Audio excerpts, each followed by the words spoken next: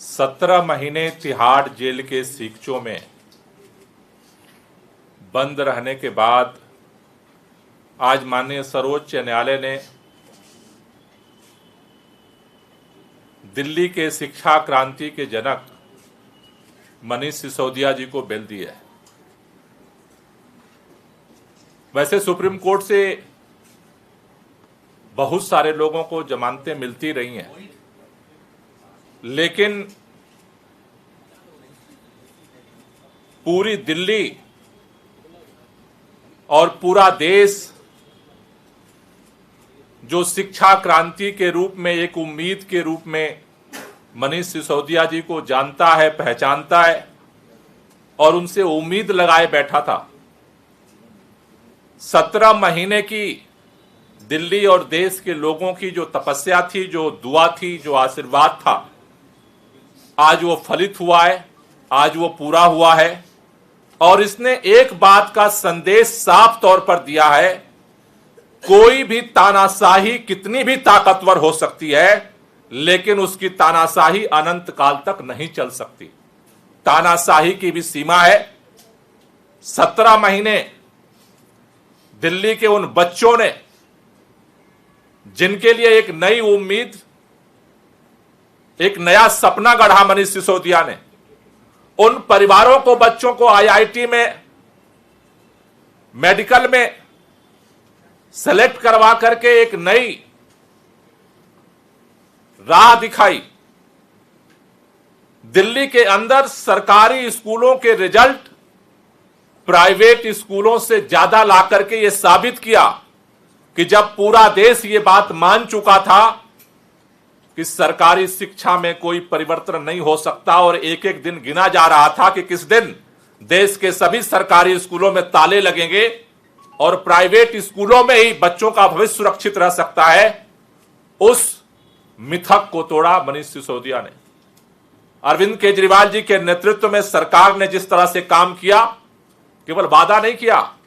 सपने को हकीकत में बदल करके एक देश को एक नई उम्मीद दी। उस उम्मीद को कुचलने के लिए षड्यंत्र करके, बिना तथ्य के, बिना सबूत के, जिस तरह से 17 महीने मनीष सिसोदिया जी को जेल में रखा गया, वो इस बात का सबूत है कि भारतीय जनता पार्टी और भारतीय जनता पार्टी की केंद्र की सरकार, देश के माननीय प्रधानमंत्री इस देश के अंदर शिक्षा में बदलाव की उम्मीद की जो राह है उसे कुचलना चाहते थे। देर हो सकती है, अंधेर नहीं है दुनिया में। और इसीलिए आज हम सब लोग इस बात के लिए तहे दिल से धन्यवाद करना चाहते हैं सुप्रीम कोर्ट का। निश्चित रूप से इस बात का मलाल सबको है कि बिना आज तक एक सबूत नहीं मिला। 17 महीने सीबीआई और ईडी ने दिल्ली के उप मुख्यमंत्री को जेल में रखा और धिक्कार है ऐसी एजेंसी पर जिसको आज तक एक सबूत नहीं मिला चवन्नी का। 17 महीने उस व्यक्ति को आपने जेल में रखा, हमें न्याय मिला है, लेकिन इस बात का अफसोस है कि देर से मिला है। इस बात का अफसोस है कि जो बिल उनको 1 साल पहले मिल जानी चाहिए थी, न्यायिक प्रक्रिया में डिले की वजह से आज 17 महीने बाद वो बिल मिली है। इस बात को लेकर के दिल्ली के लोगों को मलाल है, लेकिन देर आए खुशी लेकर के आज सुप्रीम कोर्ट का फैसला आया है। मैं दिल्ली के लोगों को और देश के लोगों को बधाई देना चाहता हूं कि केवल उप मुख्यमंत्री नहीं, जल्द ही भारतीय जनता पार्टी का जो षड्यंत्र है, जिस तरह से ट्रायल कोर्ट में जमानत मिलने के बाद, सुप्रीम कोर्ट से जमानत मिलने के बाद, ईडी की जमानत मिलने के बाद सीबीआई का जिस तरह से षड्यंत्र के फंदा डाला गया है, वो भी टूटेगा। जल्द ही अरविंद केजरीवाल जी, दिल्ली के मुख्यमंत्री, भी बाहर आएंगे, हमारे सत्येंद्र जैन भी बाहर आएंगे और निश्चित रूप से ये